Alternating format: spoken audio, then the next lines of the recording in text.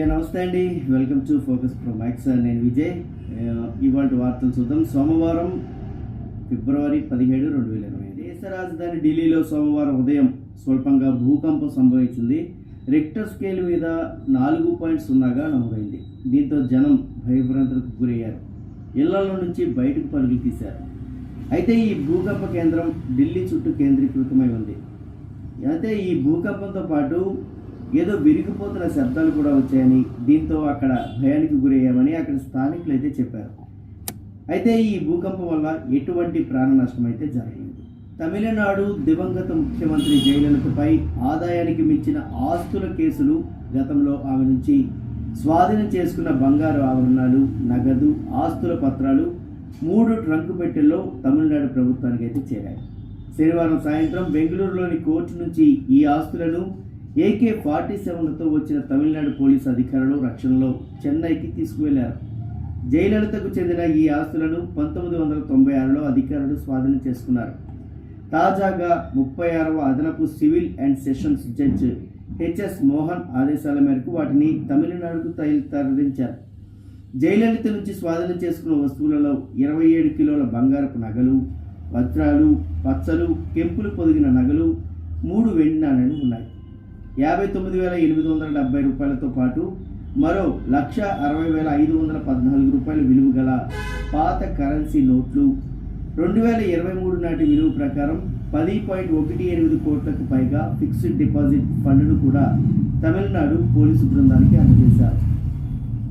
ఈ ఆస్తులను తమిళనాడు హోం వ్యవహారాల joint secretary JN Mary Swarna నేతృత్వంలో తమిళనాడు అధికారులు స్పెషల్ ఇన్వెస్టిగేషన్ యూనిట్ SP విమలకు బెంగళూరు కోర్టు అందజేసింది. చెన్నై, కాంచీపురం, తాంజావూరు, తిరువత్తూరు, తుత్తుకూడిలో ఉన్న 6 కంపెనీలకు చెందిన 1,526 ఎకరాల భూమికి సంబంధించిన ఆస్తి పత్రాలు కూడా ఇందులో ఉన్నాయి. ఆదాయానికి మించిన ఆస్తుల కేసులో జయలలితను దోషిగా తేల్చుతూ బెంగళూరు కోర్టు 2014 సెప్టెంబర్ 27న తీర్పు ఇచ్చింది. ఇక జప్తు చేసిన ఆస్తులు ఏం చేయాలో నిర్ణయించాల్సిన బాధ్యత తమిళనాడు ప్రభుత్వానిదేనంటూ కోర్టు అయితే పేర్కొంది. అంటే ఆస్తులను విలువ కట్టి వేలంలో విక్రయించి సొమ్ము రాబట్టుకోవచ్చు, లేదా ట్రెజరీకి పంపవచ్చు అని special public prosecutor Kiran S. Javali విలేకరులతో తెలిపారు.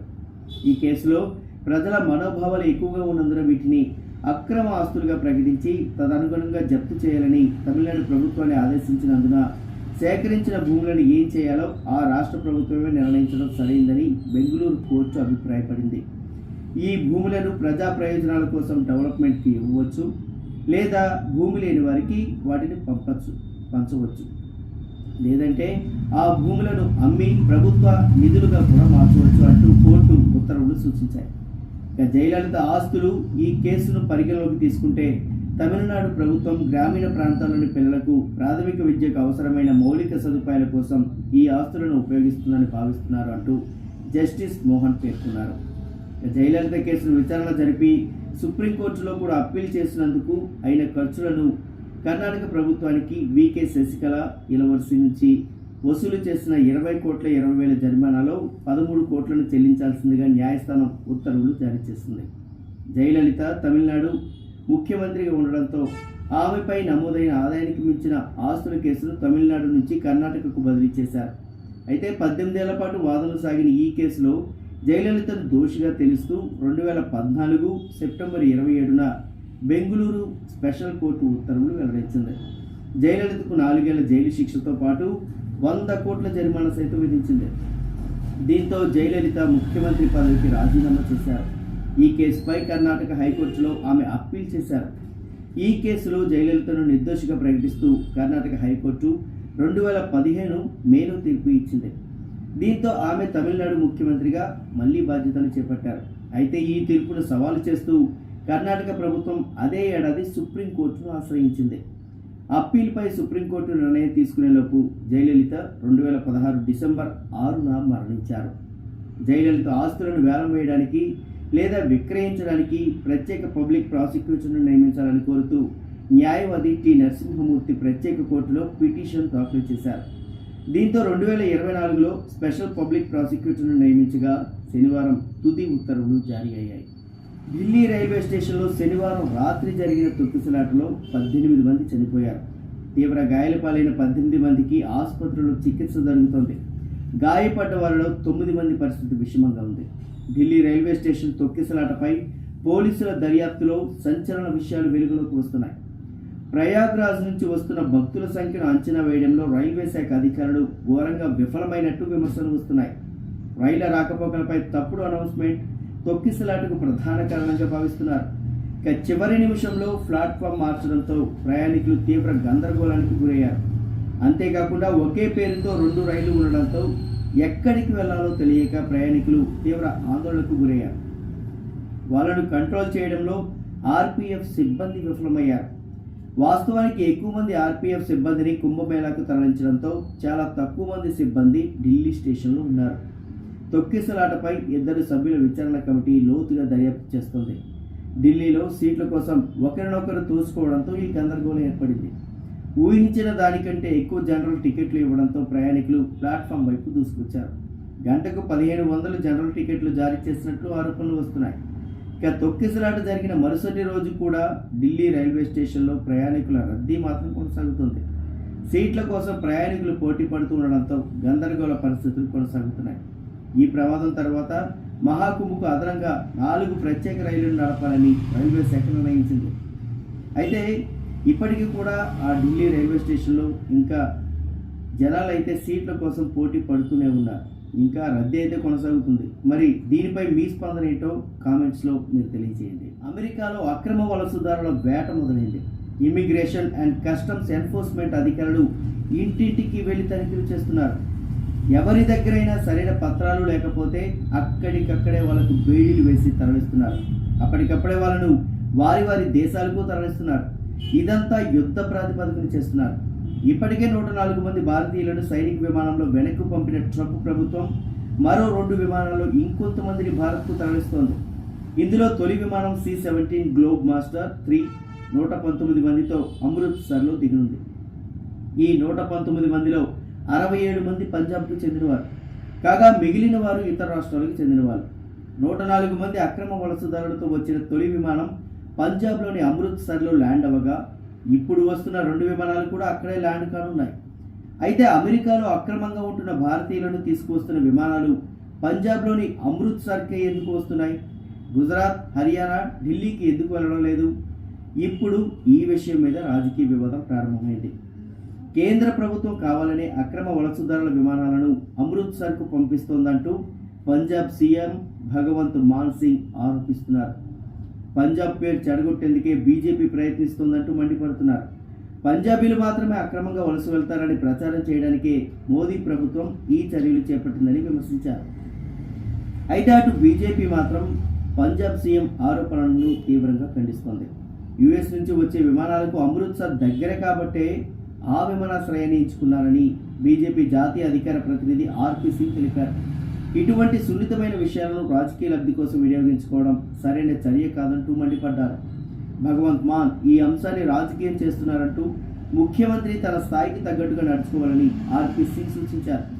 ఇక ఆమ్ ఆద్మీ పార్టీ నేతలు దేశ భద్రత గురించి ఎప్పుడు పట్టించుకోరని, రాజకీయాలు చేయడానికి ఎక్కడ అవకాశం దొరుకుతుందా అని ఎదురు చూస్తూ ఉంటారని ఆర్పీ సింగ్ మండిపడ్డారు. బీహార్ రాజధానిలోని ఒక ప్రైవేట్ ఆసుపత్రిలో షాకింగ్ ఘటన చోటు చేసుకుంది. పాట్నాలోని ఒక ఆసుపత్రిలో రాత్రిపూట మొబైల్ లైట్ ఉపయోగించి చికిత్స చేస్తున్నారు అక్కడి వైద్యులు. యూట్యూబ్ చూసి రోగులకు మందులు ఇస్తున్నారు. ఇలాంటి చికిత్స కారణంగా శనివారం అంటే ఫిబ్రవరి 15న ఒక పిల్లవాడు మరణించారు. దీంతో ఆ చిన్నారి కుటుంబం ఆసుపత్రిలో ఆందోళనకు దిగారు. ఈ విషయం రాజధాని పాట్నాలోని కదం కువాన్ పోలీస్ స్టేషన్ ప్రాంతంలో ఉన్న Shri Ashok hospital and trauma సెంటర్లో వెలుగు చూస్తుంది. బాలుడు వాంతులు విరోచనాలు చేసుకోవడంతో ఆసుపత్రికి తీసుకువచ్చినట్లు ఆ చిన్నారి కుటుంబ సభ్యులు తెలిపారు. పిల్లవాడిని చేర్చుకున్న వైద్యులు చికిత్స ప్రారంభించారు. వార్డులో వెలుతురు లేకపోవడంతో మొబైల్ లైట్తో పిల్లవాడిని పరీక్షించారు. యూట్యూబ్ చూసి పిల్లవాడికి మందులు ఇవ్వడం ప్రారంభించారు. ఈ మేరకు మృతుడి తాత పోలీసులకు ఫిర్యాదు చేశారు. రాజేంద్ర నగర్ రోడ్ నెంబర్ 3లో ఉన్న ఈ ఆసుపత్రిని నకిలీ ఆసుపత్రి అంటూ పేర్కొన్నారు. ఇక్కడి నకిలీ వైద్యులు, నకిలీ ల్యాబ్ టెక్నీషియన్లు ఉన్నారని అన్నారు. ఈ ఆసుపత్రిలో రోగులకు చికిత్స చేయడంతో పాటు ఆపరేషన్లు కూడా రాత్రిపూట మొబైల్ ఫోన్ల వెలుగులో యూట్యూబ్ చూడడం ద్వారా జరుగుతాయంటూ ఆయన ఆరోపించారు. తన మనవడి మరణానికి ఆసుపత్రి యాజమాన్యమే బాధ్యత వహించాలంటూ ఆ చిన్నారి తాత డిమాండ్ చేశారు. వారిపై కేసు నమోదు చేయాలని డిమాండ్ చేశారు. ఈ విషయం వేడెక్కడంతో ఆసుపత్రి వైద్యులు వివరణ ఇచ్చారు. రోగికి చికిత్స అందించామని, అతను HbSA పాజిటివ్ వ్యాధితో బాధపడుతున్నందున అతని పరిస్థితి అప్పటికే క్రిటికల్గా ఉందని అన్నారు. అయితే ఇక్కడ ఏ వైద్యుడు ఈ చిన్నారికి చికిత్స చేశాడో చెప్పలేదు. అతను యూట్యూబ్ ద్వారా చూడడం ద్వారా చికిత్స చేశాడనడంలో నిజం లేదని అక్కడ వాళ్ళు వివరణ ఇచ్చారు. ఈ వివాదం తీవ్రమవడంతో పోలీసులు సంఘటన స్థలానికి చేరుకుని కుటుంబ సభ్యులను ఒప్పించి శాంతింపచేశారు. దీని తర్వాత పోలీసులు చిన్నారి మృతదేహాన్ని స్వాధీనం చేసుకుని పోస్ట్ మార్టం కోసం పంపించారు. పోలీసు వర్గాల సమాచారం ప్రకారం సంఘటన జరిగిన సమయంలో ఆసుపత్రిలో విధుల్లో ఉన్న వైద్యులు, నర్సులు, నిర్వహణ సిబ్బంది పారిపోయారు. వారి కోసం గాలింపు చర్యలు చేపడుతున్నారు. ఈ కేసును అన్ని కోణాల నుండి దర్యాప్తు చేస్తున్నామని పోలీసులు అయితే తెలిపారు. అసలు యూట్యూబ్ చూస్తూ ఇటువంటి వైద్యం చేయడం అనేది ఎంతవరకు సమంజసం? వచ్చినటువంటి ప్రాణాలతో చెలగాటమాడడం అనేది ఎంతవరకు సమంజసం? ఈ విషయం మీద మీ కామెంట్స్లో తెలియజేయండి. 2 తెలుగు రాష్ట్రాల్లో బర్డ్ ఫ్లూ కలకలం సృష్టిస్తోంది. ఎక్కడికక్కడ కోళ్లు కుప్పలు తెప్పలుగా మృతి చెందుతున్నాయి. ఒక ఆంధ్రప్రదేశ్ రాష్ట్రంలోని బర్డ్ ఫ్లూ సోకి దాదాపు 5.5 లక్షల కోళ్లు చనిపోయినట్లు ఆ రాష్ట్ర ప్రభుత్వం అయితే వెల్లడించింది. తెలంగాణలోనూ వేల సంఖ్యలో కోళ్లు మృతి చెందాయి. కోళ్లకే కాకుండా మనుషులకు కూడా బర్డ్ ఫ్లూ సోకడంతో జనాల్లో ఆందోళన నెలకొంది. దీంతో అటు ఏపీతో పాటు ఇటు తెలంగాణలోని పలు జిల్లాల్లో చికెన్ తినడంపై నిషేధం విధించారు. తెలంగాణ ప్రభుత్వం కూడా అప్రమత్తమై పౌల్ట్రీ వాహనాలను సరిహద్దులో చెక్ పోస్టులు ఏర్పాటు చేసి నిలిపివేస్తోంది. అంతేకాకుండా పొరుగు రాష్ట్రాలైన ఏపీ, కర్ణాటక, తమిళనాడు రాష్ట్రాల నుండి వస్తున్న కోళ్లు, బాతుల వాహనాలను అడ్డుకుని తిరిగి వెనక్కి పంపించేస్తున్నారు. ఎక్కడైనా కోళ్లు అనారోగ్యంతో మరణిస్తే వెంటనే సమాచారం అందించేందుకు టోల్ ఫ్రీ నంబర్ 9100-797-300ను విడుదల చేశారు. చనిపోయిన కోళ్లను అడ్డుగోలుగా పడేయకుండా సురక్షితంగా పూడ్చిపెట్టాలంటూ అధికారులు సూచించారు. వీటన్నింటినీ దృష్ట్యా తెలుగు రాష్ట్రాల్లో భారీగా చికెన్ విక్రయాలు అయితే తగ్గాయి. ధరలు కూడా పాతాళానికి పడిపోయాయి. బర్డ్ ఫ్లూ భయంతో అసలు చికెన్ కొనేవారే కరువయ్యారు. దీంతో ఆదివారం అయినప్పటికీ చికెన్ మార్కెట్లన్నీ ఖాళీగా వెలువడిపోయాయి. గతంలో కిలో 300 పలికిన చికెన్ ప్రస్తుతం 150 రూపాయలకి చేరింది. బర్డ్ ఫ్లూ ఎఫెక్ట్ కారణంగా మార్కెట్కు వచ్చే కోళ్ల సంఖ్య కూడా గణనీయంగా తగ్గిపోయింది. దీంతో మాంసం ప్రియులు కాస్త ధర ఎక్కువైనా మటన్ వైపే పరుగులు తీస్తున్నారు. ఇక మరికొందరైతే చేపలు, రొయ్యల కోసం పరుగులు తీస్తున్నారు. దీంతో ఎక్కడ చూసినా చేపల మార్కెట్ జనాలతో కిటకిటలాడిపోయాయి. మరి ఈ ఆదివారం మీరు మటన్ వండుకున్నారా, చికెన్ వండుకున్నారా, లేదా చేపలు వండుకున్నారా? కామెంట్స్లో తెలియచేయండి. Reliance Jio fibre, air fibre సేవలపై 50 రోజుల ఉచిత ట్రయల్ ఆఫర్ను ప్రారంభించింది జియో. కొత్త అదేవిధంగా ఇప్పటికే ఉన్న కస్టమర్లు ఈ ఆఫర్ను అయితే పొందవచ్చు. ఇందులో 800 కంటే ఎక్కువ టీవీ ఛానళ్లు, OTT యాప్లకు యాక్సెస్ ఉంటుంది. ఈ ఆఫర్ని యాక్టివేట్ చేసుకోవడానికి ఇప్పటికే ఉన్న వినియోగదారుడు వాట్సాప్లో మెసేజ్ పంపించాలి. ఆ వాట్సాప్ ఎలా పంపించాలంటే ట్రయల్ అని రాసి 6008 నెంబర్కు SMS పంపించాలి. మీరు రీఛార్జ్ చేసిన తర్వాత మీకు ప్రయోజనాలు లభించడం ప్రారంభమవుతుంది. ట్రయల్ గురించి చెప్పాలంటే 800కు పైగా టీవీ ఛానళ్ళు, 13 OTT యాప్లు, అంతేకాకుండా అనేక ఇతర ప్రయోజనాలతో అయితే ఈ ప్యాకేజ్ వస్తుంది. జియో ఎయిర్ ఫైబర్ యొక్క అత్యంత చౌకైన రీఛార్జ్ 599.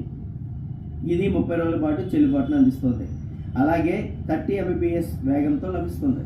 ఈ ప్లాన్లో మొత్తం 1000 GB డేటా అందుబాటులో ఉంటుంది. 800కు పైగా టీవీ ఛానల్తో పాటు డిజ్నీ, హాట్స్టార్, G5, సోనీలు, సన్ నెక్స్ట్ సబ్స్క్రిప్షన్ కూడా ఇవ్వబడుతుంది. మరి మీరు కూడా జియో ఫైబర్ సభ్యులైతే కనుక ఒక SMS పంపించండి. మీకు కూడా 50 రోజుల పాటు ట్రయల్ ఆఫర్ అయితే వస్తుంది. ఆ తర్వాత కావాలంటే కంటిన్యూ చేసుకోవచ్చు, లేదంటే ఆపేసుకోవచ్చు అనమాట. సో ఇవేండి ఇవాటి వార్తలు. మరి మరో బులెటిన్లో రేపు కలుద్దాం. అంతవరకు సెలవు. నమస్కారం.